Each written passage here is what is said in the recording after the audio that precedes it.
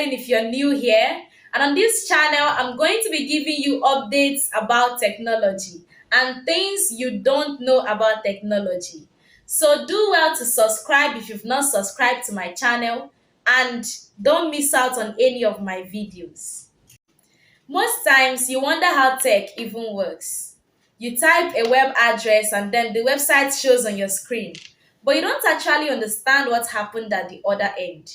Well, today I'm going to explain to you in details what happens when you try accessing a web address and how the web works. When you try accessing a web link, there are two things that works hand in hand: the web client and the web server. The web client is the internet connected device which you're using to access the web.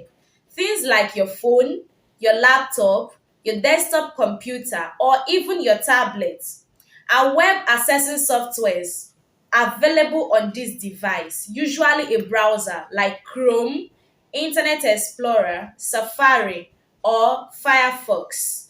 They are called the web client because they are the actual resource used to initiate a search. They are the actual resource that sends a request to the web server. Now, the web server is a special computer that hosts a website. This server is constantly connected to the internet and optimized to send out web pages to clients who ask for them. When your browser, which is the web client, requests for a web page, this request is sent to the web server hosting the website. And then a copy of the web page is downloaded from the web server into the client machine, where it now displays on your browser. Now, the web server and the web client, which I just talked about, doesn't actually tell the whole story of what happens when you're trying to access the web. There are also some other resource that comes in between them, which I'm going to tell you about. Okay, for now, let's imagine the web to be a road. On one end of the road is your house, and on the other end is a supermarket. There are many items sold on this supermarket, but you just want to buy a particular item. So you're walking from your house to the supermarket just to get a particular item. In between the connection between the web client and the web server, there are other things that are involved, which I am going to tell you about now. First is the internet connection. The internet connection enables you to send and receive data on the web. So the internet connection is just like the road leading from your house to the supermarket, or a crosswalk from your house to the supermarket. Without this road, you can't even get to the supermarket. So without an internet connection, you can't make a successful connection to the web server. Another one is the TCP or IP, Transmission Control Protocol or Internet Protocol. The Transmission Control Protocol is a communication procedure that defines how data should travel across a network. So it is just like a transport mechanism that you're using to go to the supermarket. Are you riding with a car or you're walking to the supermarket? This is what TCP is all about. It defines how the data is passed across to the web server and how the web server responds to the web client. Another thing is the DNS, domain name system. Now, the domain name system is like an address book for a website. Usually, every website has an IP address, which are just numbers. But these numbers will be too difficult for us humans to remember. That was how the domain name system was invented. It is a name attached to that IP address in which we can remember easily. That is when you start hearing google.com, microsoft.com.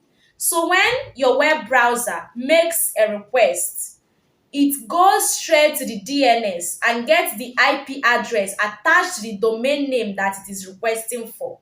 And then with the IP address retrieved, it can now make a successful request to the web server. Another thing is the HTTP. I know you guys hear of this one all the time, Hypertext Transfer Protocol. Now, this is like a rule to follow when communicating between the web client and the web server. It is like a language that you use when communicating to your vendor, when trying to tell your vendor what you want. Now that you understand these communication terms, let's explain how they work together. When you type a web address into your browser or you try accessing a website through a web link, your browser, which is the web client, goes directly to the DNS server and retrieves the IP address of that website you're searching for.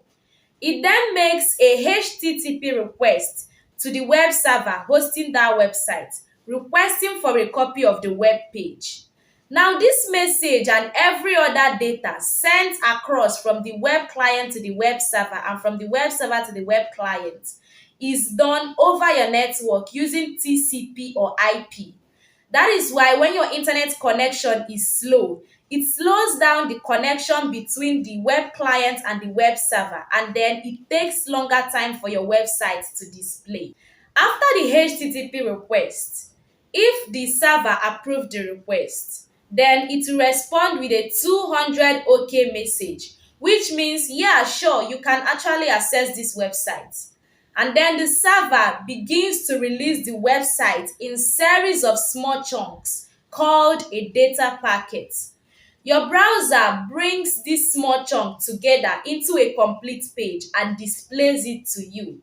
That is why sometimes when your internet connection is slow, a part of the website will show while the other part is still loading.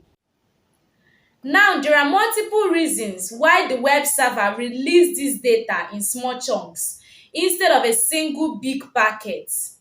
The first one is that sometimes this data released by the web server are corrupt, and it's easier to replace a small chunk when this happens. The second one is that there are multiple users accessing a website at a particular time. So releasing the website in small chunks will enable many users to download the website at a time. But if the web server decides to start releasing the website in a single big chunk, it will waste time because one user will have to download before the other user can download. Now, I know you understand how the web works and what actually happens when you try accessing a web link. So if you love this content, do well to follow me and never miss any of my updates. Trust me, you won't like to miss out.